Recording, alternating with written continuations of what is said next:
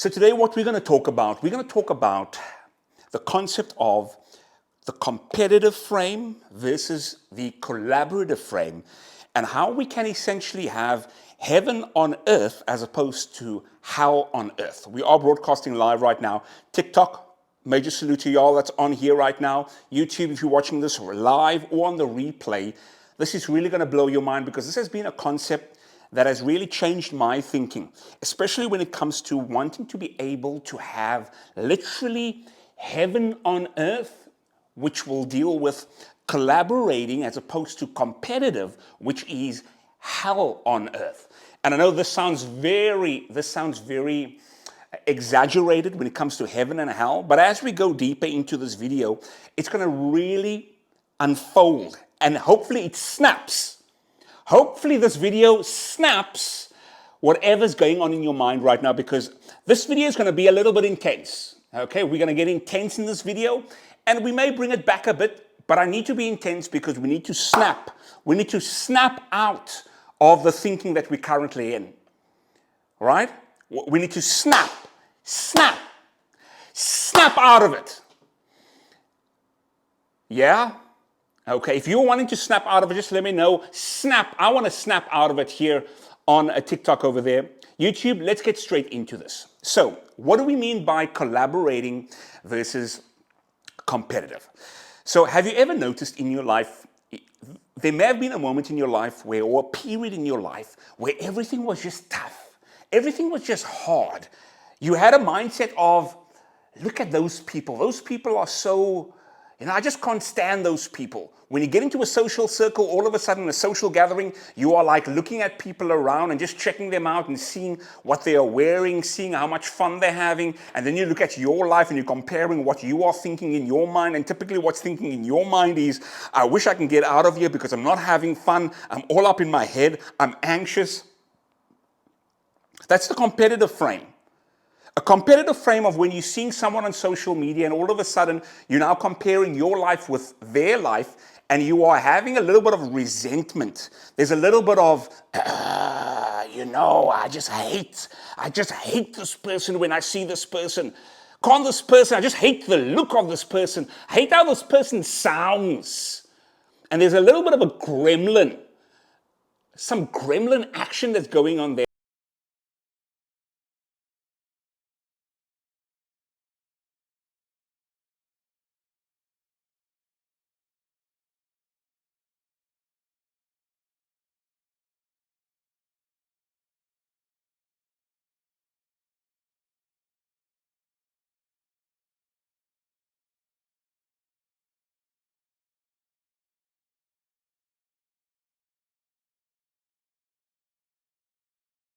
Right now, but it's literally a state of mind.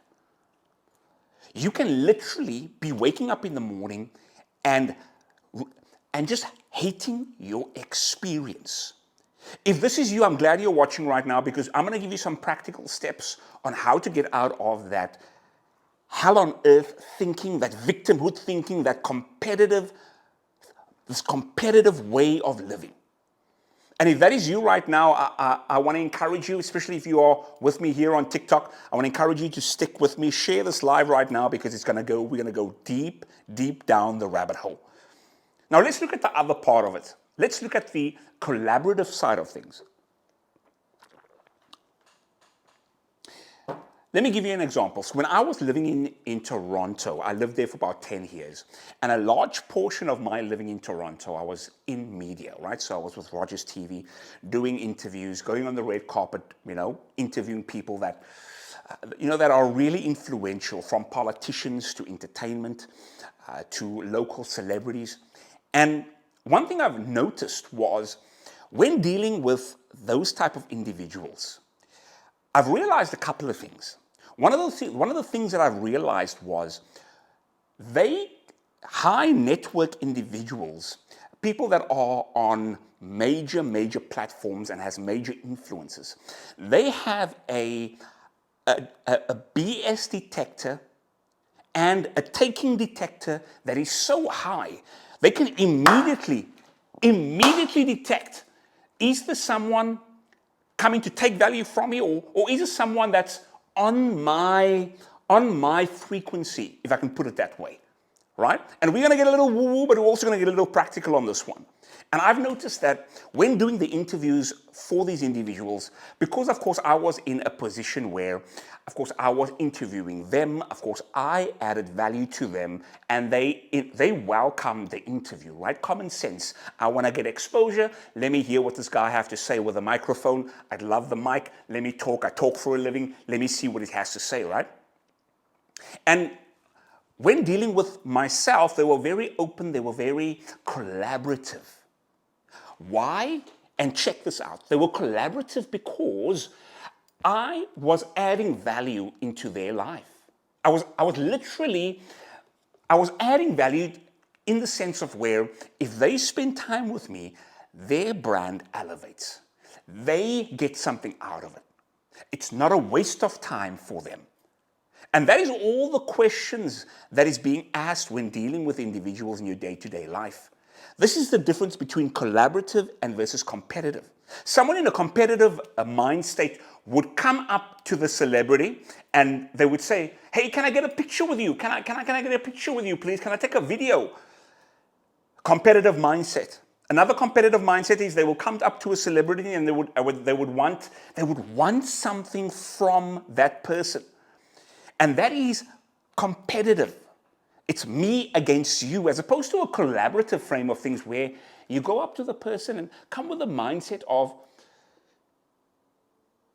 maybe can I befriend this person by adding value into this person's life? Can I maybe find out, what is this person in need of? I know they've got the money, I know they've got the clout, but let's talk on a human-to-human level and let me find out, hey, let me see what the quote-unquote efficiency of the celebrity is and see how you can add value in that sense. That's a collaborative state of mind. Let's bring it even further down. In your social circle, check it out. When having a conversation with someone, have you ever had a conversation with someone where the whole conversation was them saying something and your response was trying to one-up the person by telling them about your experience, by telling them about something that maybe happened to you that was maybe better or maybe worse than their experience. And it wasn't a case of almost like a fire being built. You know, a fire that's being built, you put the one log, and then you put the other log, and then you put another log for a massive fire to be there, a bonfire. We want a bonfire. Like meeting people should be like an explosion of a fire that is contributing to a massive bonfire. So for example, someone says something that is a log, right? Now, my response can either be another log or it can be some sand being thrown on the fire, some water being thrown on the fire. Someone can just jump and just kick the whole thing Diamakar, and the whole thing is gone. So for example, someone says something, instead of a competitive frame as opposed to saying, hey, you know what happened to me though? Boom, boom, boom. Collaborative frame would be, wow, I can imagine how that must have been. Like what went through your mind when that happened? And then that person says, yeah, man, it was really tough. What went through my mind was X, Y, and Z. And can you see we are building as opposed to one-upping each other. A collaborative frame as opposed to competitive frame. Now, let's go even deeper with this. Many a times those of us that are coming from a competitive frame, and I came from the competitive frame, many a times when we come from that frame, it's because maybe of past trauma, past hurt, there could be some mental stuff going on over there. And it's a case of where we are just trying to have a deficiency being met by trying to prove yourself. And this is, of course, something that should be dealt with professionally. But let's just have a thought experiment right now and let's talk about it. Can we talk about it? Let's go a bit deeper. Those that's on TikTok right now, warm welcome to you. Make sure you stay here, like and share the video as we're going to go down the deep rabbit hole talking about competitive frame versus collaborative frame and how you can actually have heaven on earth as opposed to experiencing hell on earth. All right. So when it comes to getting out of the competitive frame, a couple of things has to happen. Your environment, let's talk about it. Number one, your environment needs to change. And what I mean by this is Henry Ford says we are the sum of the 5 people we hang around the most. But the 5 people is not just people. It can also be the environment that we find ourselves in, where we spend most of our time. If we are spending most of our time in an environment that is very stifling, and I'm talking about energies right now, very stifling, very contracted, as opposed to environments that is expansive, that is free, that is loose. Now, I may have lost someone right now, but you know there are certain environments where you go into, and the environment, you can just feel the energy over here. Everyone is very just contracted. Everyone is just in their head. You know, there's no looseness there. Everything's so stiff. You know, just so stiff. Take the cucumber out. Take the carrot out. Just take it out. I don't like being in environments like that. You and I both know we can feel immediately when we go into an environment, you can immediately feel, okay, shoot, this environment is stifling. Now, I've got one of 2 options. I can either be the sum of my environment, I can conform to the frame of my environment, or I can decide, you know what, I'm going to go against the grain right now. I'm going to swim up the stream. Now that takes a lot of practice. It's a muscle that needs to be learned, a social muscle that needs to be learned when it comes to just being unstifled when going into a social environment. Because it can be very, very overwhelming, especially going into a new environment where you find yourself. The environment is very different. Just the scenery is different. There's a level of adjustment that needs to take place, and now all of a sudden you can either go and be part of the stifling, or you can be yourself and be so confident and so assured in who you are. And this is something that needs to be repetitively practiced in order to come into an environment and just be who you are, right? But however, coming back to how getting out of that competitive frame, number one, you've got to change your environment. If your environment is always a competitive environment where people is always trying to one-up each other, one of the easiest ways is to find people that are on a different frequency, people that are on the collaborative frame. And you can see, and you can hear, and you can feel this, especially by how people speak. If people are always complaining, if people are always gossiping, if people are always trying to find out the latest news about a certain celebrity or just low vibration conversations, well, there are times, and mind you, there are times just to let go and just to talk about utter nonsense. I always do. That's a staple that needs to happen when it comes to just relaxing and just enjoying yourself. But if that is all that you do 24/7, that you're just consuming gossip, you're consuming, nonsense on the TV when it comes to news, just bad news, putting you in a low vibration state, that is tiring. That is so tiring. Like, I don't watch, and I'm sure you don't do this too, or at least most of us that resonate with this content, I don't watch TV anymore in terms of news, in terms of gossip. Imagine watching CNN 24/7. Screw that. I am not going to let my mind get bombarded by nonsense, by bad news 24/7. Of course, you've got to be abreast with news that's concerning, but CNN? We're not going to do that to ourselves. Now, I'm bringing this point up because you can detect it. If that is all that you are surrounding yourself with when it comes to people that are constantly gossiping, constantly just having bad energy about them, you become the people that you hang around with the most, right? So number one, get a new environment. Number two, and this is very important, and if you are just joining us right now, warm welcome to you. That's on TikTok right here. If you're watching this from the replay, whether it's on Facebook or YouTube, make sure to subscribe because we're going to release videos like this on a daily basis. All right? Make sure to go Randall Mitchell on YouTube, Randall Mitchell on Instagram, and Randall Mitchell on TikTok. Go ahead, make sure to keep posted. So number one, changing your environment. Speaking about the environment, I need to say this.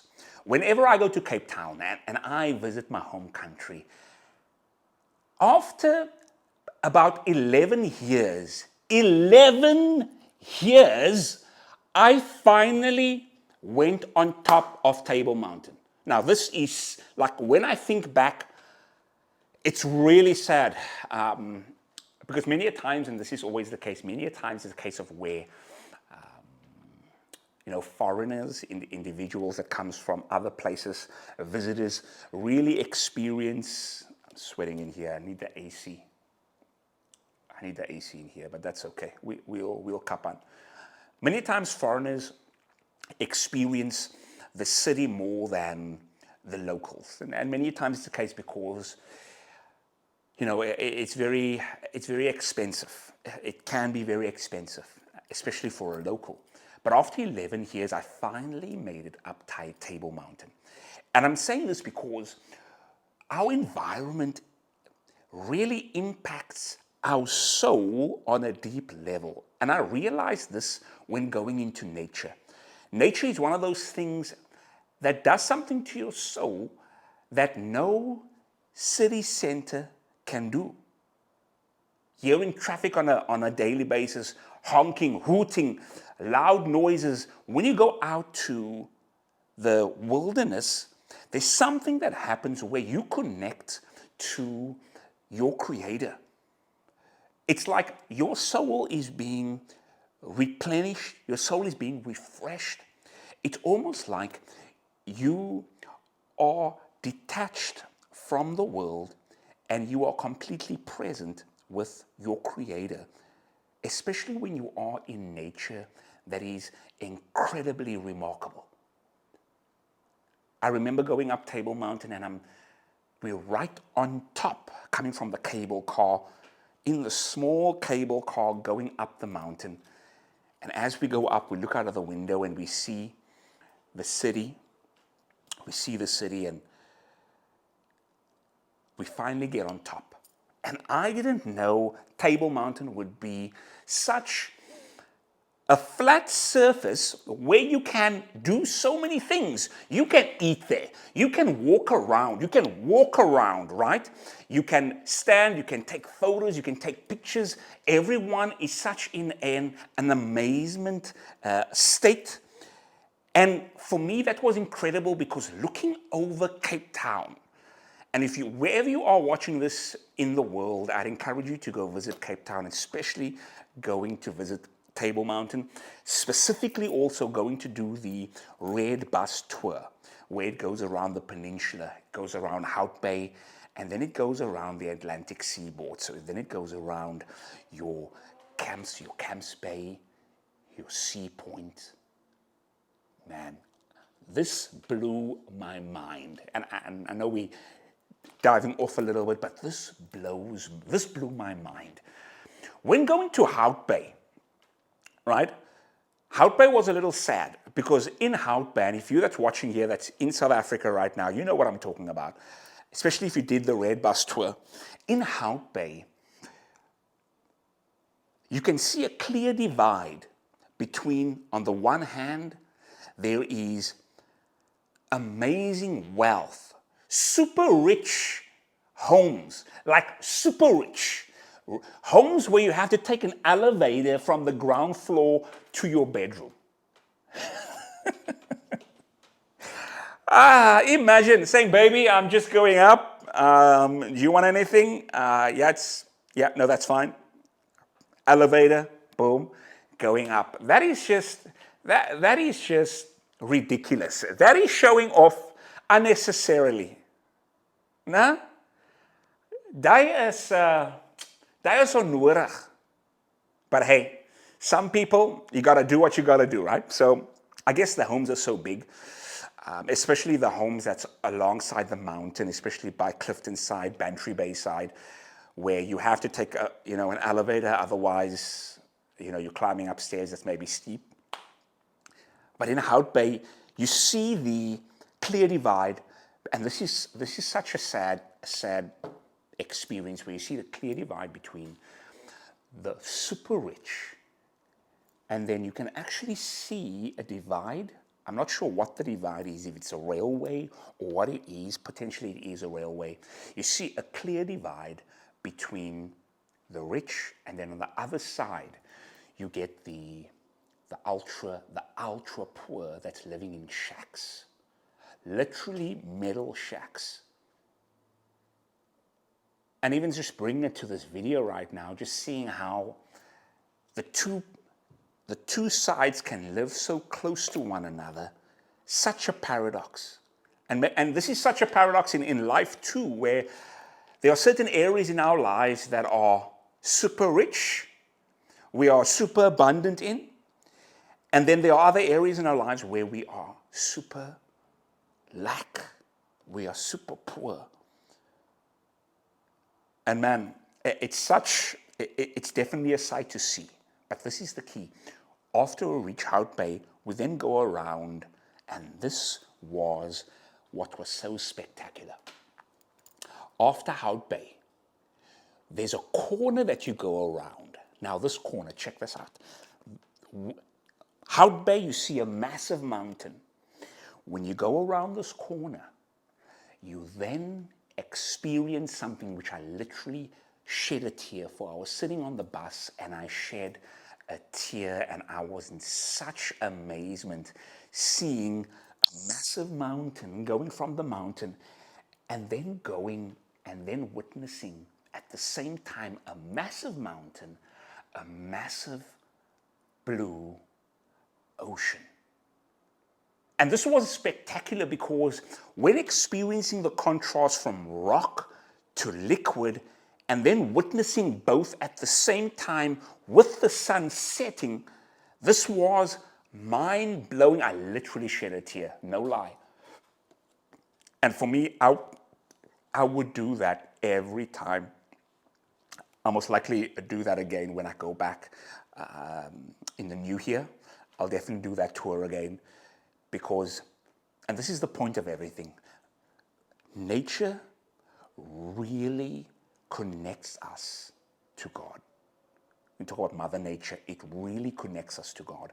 It gives us that level of oneness, that level of connectedness, letting us know that there is something greater than us. There's something bigger than us, and just really realizing that when you can literally view it with your eyes, you can literally smell it with your nose and hear the breeze with your ears, it really sinks that in to say, hey, look, I may be going through something right now, I may be going through a rough time. However, there is a creator that has made us, and there's a creator that can also bring us out of that living hell that we are experiencing right now by letting us know that, hey, if you are experiencing hell, you can also experience heaven. There's light, there's dark, there's up and down, there's contrast, there's the yin and there's the yang. And I want to let you know that your living hell right now is coming from a competitive mentality.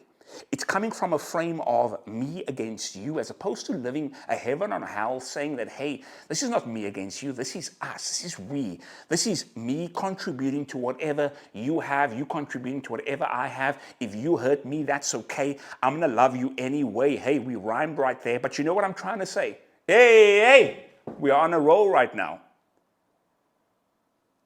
So I want to encourage you. My desire is that after you watch this video and as you are watching this, that you really get to feel my heart, specifically when it comes to the living the hell on earth has to be something that you want to put a stop to today. You want to eliminate that, and you want to stop that level of thinking today, because that's the thinking that is allowing you to go into a downward spiral where eventually you are at the bottom of the level of consciousness, which is apathy and shame. But moving from apathy, shame, moving into neutrality, moving into love, peace, ultimately all the way on top into enlightenment, which enlightenment is where Jesus and those individuals operate. And I don't think we have the ability to operate in that realm. However, I may be wrong. We may be able to get there eventually with enough work, with enough intentionality. I do think we can get there. However, I think it's a working process, especially for the fact that we are in flesh and blood right now, and we are operating always in the flesh, and the flesh will always try to tempt us. But today, let this be the starting point. Let it be the starting point of you saying, hey, I'm going to snap out of me living in a hell, in a living, walking, breathing hell, and I'm going to put myself in a new environment, in a new social circle, in a new circle that allows me to think clearly, to have an ease about me, to having a clear clarity of mind. As opposed to the mind being so cluttered with all these things of gossip, with all this thing of heavy energy, of the devil just talking. He's just talking. And today we're going to say, shut up! Shut up! Ja man. Neighbors dink seker ek is 'n abusive man hier in die huis en but well, we're going to say, shut the hell up, and we're going to take hell, put it to the side, and we're going to say, hey, look, we're going to live in heaven. We're going to bring heaven on earth. That is the life that I want to live, and that's my desire for you too, is that we live and we have heaven, and let heaven not just be a place where we wish we're going to go to one day and spend it with the angels and spend it with a man upstairs with a big beard. Oh no, and that's going to be when heaven is going to be, but he's going to say, hey, heaven is on earth right now, and we're going to dominate. God said to Adam, when I put you in the garden, I want you to have dominion over the earth. And when it comes to dominion over the earth, not just dominion over the earth, but also dominion over yourself. Specifically, dominion over your thinking. Dominion over that competitive, me against you thinking, but saying, hey, it's no more competitive, but collaborative. But hey, we're going to go ahead and we're going to go and have a bite. We just came from the gym now recently. If you resonated with this video, I want you to make sure to leave a comment below with anything that you've agreed with, anything that you'd like to add. If you have an opposite opinion on this, go ahead and do that. We are here to always just stretch our thinking, and it comes from people having opposite point of views, and we can have dialogue. No dogma is the only dogma that we need to follow. There is truth in everything, and just eat the meat, spit out the bone, whatever applies to you. Allow that to elevate your life. Ons praat weer. Remember, we're not just here to survive, we are here to thrive. And until next time, peace.